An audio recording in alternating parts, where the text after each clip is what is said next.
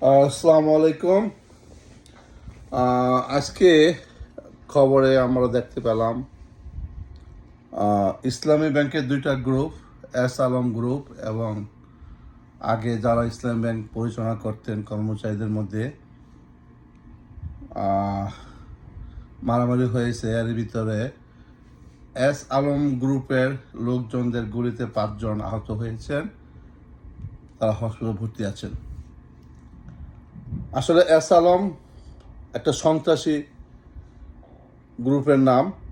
S Alam group যে শিল্পপতি আছেন, দুর্নীতিবাজ, সন্ত্রাসী, কুলাঙ্গার একটা গ্রুপ, যা হাসিনা মওদুদে পরিচালনা হতো।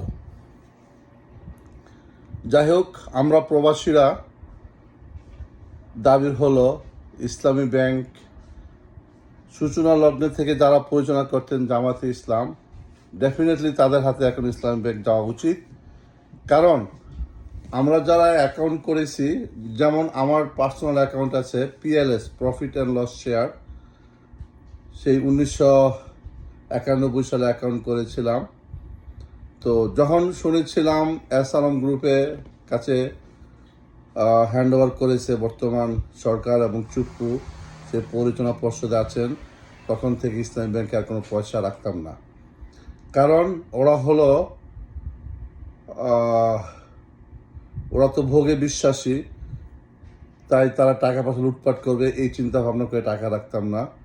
এবং ইসলামী ব্যাংক যখন জামাত ইসলাম পরিচালনা করতো, আমরা জানি বাংলাদেশের ব্যাংকগুলোর প্রথম সারির ব্যাংক হয়েছিল এবং খুব উন্নতি হয়েছিল। কিন্তু এস আলম যাওয়ার পরে যখন ওরা দায়িত্ব নিল, তখন কিন্তু এটা আস্তে আস্তে নিচের দিকে যেতে শুরু করলো।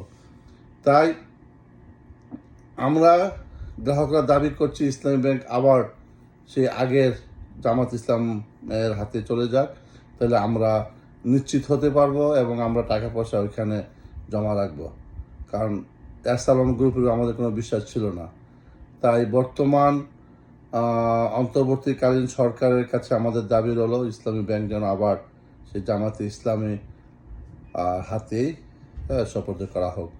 এবং যেসব কর্মচারীরা আছেন, আগেকার কর্মচারী, এই এস আলমের কর্মচারী না, তারাই যেন এখানে চাকরি করে এবং আমরা বিশ্বাস করি তারাই সুন্দরভাবে পরিচালনা করতে পারবে, অন্য কোনো গ্রুপ না।